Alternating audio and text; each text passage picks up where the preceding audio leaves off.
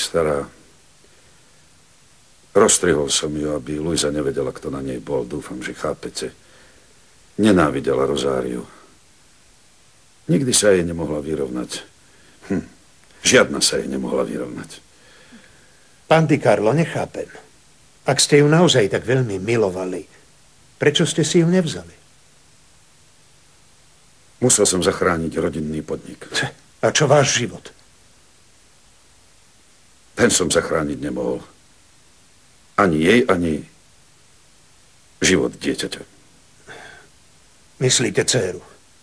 Nesmiem, nikto sa to nesmie dozvedieť. Ja mám len jednu dcéru. Len jednu. 2 dcéry. A iba. Áno. Zabudol som. Ale aj tak niekedy rozmýšľam o tom. Odkiaľ viete, že Milagros je moja? Čo keby sme jej dali odobrať krv a porovnali ju s mojou, aby som mal istotu? Ešte stále mi neveríte? Hovoríte o neznámej žene, ktorá prišla do kláštora? Povedal som vám už, že matka predstavená má rovnakú fotku. To dievča ju malo pri sebe, keď sme ho našli.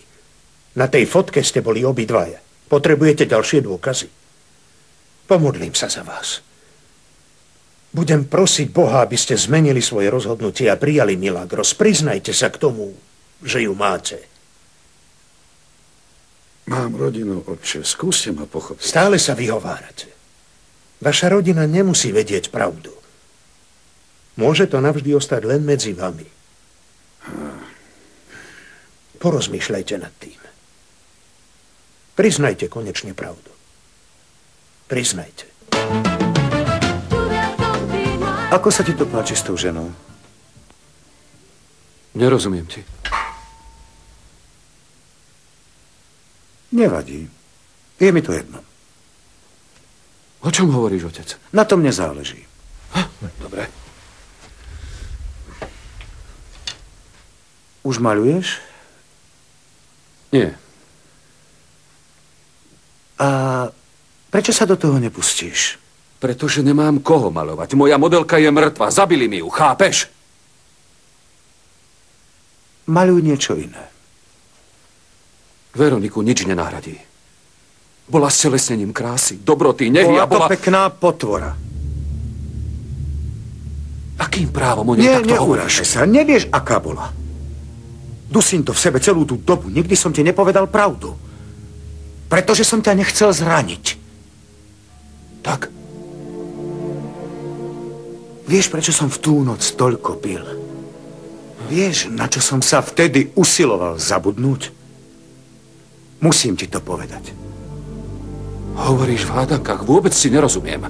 Pamätáš si na to, že Veronika bola vtedy zvláštna? Cestou nepovedala ani len slovo.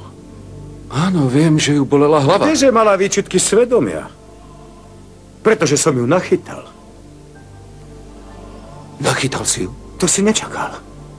Videl som ju, ako sa v to popoludne boskáva v záhrade s Ivom.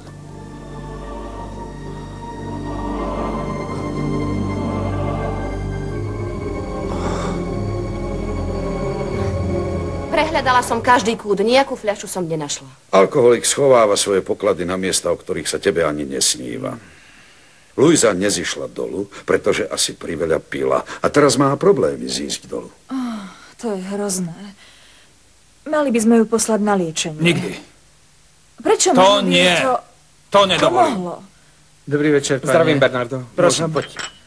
Dobrý večer, vážený. Neruším? Dobrý večer, Bobby. Čau, Bobby. Tak ako? Ivo, prišiel som ťa zavolať. Chcem, aby si so mnou skočil za tým Bazilom. Za kým? No jasné. Pôjdem, áno. To je jeden chalan zo školy. Chodili sme spolu 4 roky do gymnázia. Do triedy. Áno, do triedy. Bol vždy iný ako ostatní. Veľmi zaujímavý chalan. Tento rok končí medicínu. Je šikovný. Má na to bunky, je dobrý. Je to macher. A prečo za ním idete? Pretože mu včera zomrela jeho stará mama.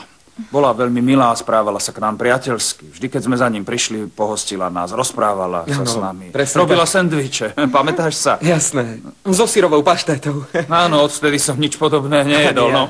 Ahoj. Počkaj to. Majte sa, dobrú noc. Dobrú noc. Idem, ahoj. Gimpel, Bazilo. Bol som sám. V obývačke. Mama sa zdržala, neviem, kde bola. Bolo teplo. Vyšiel som na chvíľu do záhrady, chcel som sa ísť osviežiť. Zbadal som Veroniku. Ako sa vášnivo boskáva s tvojim bratancom. Vrátil som sa späť, pretože ma to veľmi šokovalo. Bol som bezradný a tak som sa rozhodol, že... Sa trochu povzbudíš. Dal si 2-3 whisky, však? Hej, pil som. Prečo si mi nepovedal, čo sa stalo? Myslel som si, že bude lepšie povedať ti to až doma. Ale keď som prišiel dolu, Veronika sedela v aute. Prišla do auta iba pár minút pred tebou. Tá malá potvora sa na mňa usmiala. Pýtal som sa jej, kde bola, a ona mi s úsmevom povedala, že sa bola pozrieť na vodu v našom bazéne. Tak som ju udrel po tvári. Povedal som...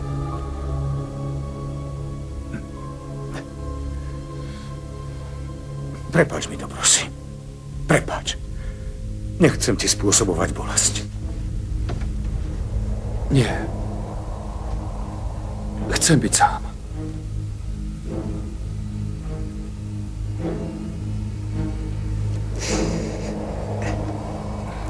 Dobre.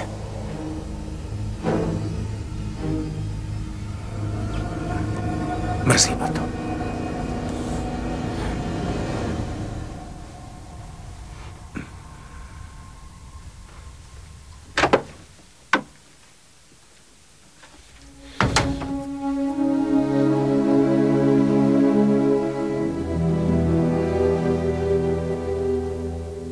Povedz, že klame.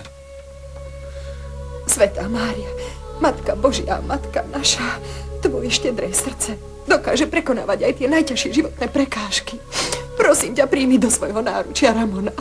Ukáž mu cestu, na ktorej nájde svoju dceru. Ďakujem ti, Matka Božia. Amen. Zlakla som Toto sa. je Panna Mária? Nie, to je Madonna pomoci. Dokáže robiť veľké zázraky. Verím tomu, že ona pomôže nájsť Ramonovi cestu k jeho dcére. A čo? Ako sa k nej modlí?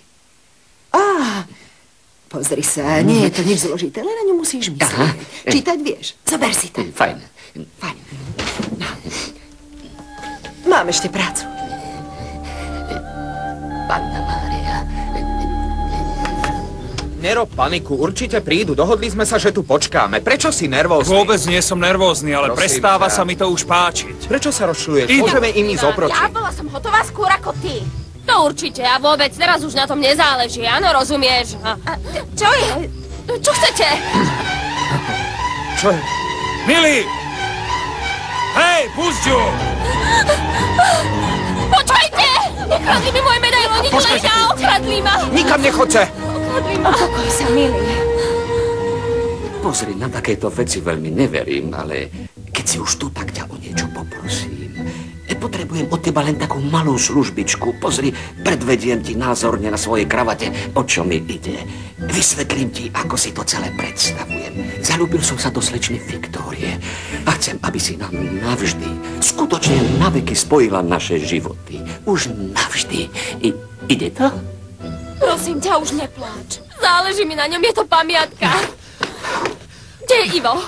Kde ostal Ivo? Bežal za ním. Nechal si ho samého. Dobehol tých zlodejov. Zbláznil si Milý, sa. prosím ťa, upokoj O, sa. Bože. O chvíľu je späť, no tak prestaň. Prečo si ho nechal samého? Čo ak mu ublíži? Vráti sa, o chvíľu je naspäť. Milý, nepláč. Nič sa nedeje. Ivo! Je zranený, potrebuje pomoc, zavolaj sanitku. Rýchlo. Idem zavolať pomoc. Prosím ťa. Ivo! Ivo, prosím ťa, povedz niečo, Povedz policajtom. Nie, neboj sa, nič to nie je, rana nie je hlboká, je to len škrabnutie. Škrabnutie? Videl si ten nôž? Mal si ho celý vrazený do brucha. Zašívali ti to? Áno, mám tam pár stehov, môžem ísť domov, nie je to nič vážne, predpísali mi antibiotika. Áno, mal si šťastie, že si narazil na takého babáka. Bol to škúľavý pako, dobre, že to dopadlo takto. Si zvláštna žena. Ja viem. Tu máš. Obleď sa a pôjdeme domov. Nie, ešte chce asi so mnou hovoriť polícia. Nás už vypočúvali, aj Bobbyho. Počkaj, dohodol som sa s nimi, že budeš vypovedať až zajtra, aj tak si nič nepamätáš. Nerob si problém. Nikoho by som asi nedokázal identifikovať. Bežal som za tým, čo mal reťazku. Ak sa mi ten podliak dostane do rúk, na to rýchlo zabudni. Chceš dopadnúť ako mladý pán? Počkáme na nich radšej von. Počkaj, pomaly. Môžem ti nejako pomôcť? Áno, poviem ti aj ako. Poradili mi na to jeden špeciálny liek. Aký? Pošepkám ti to.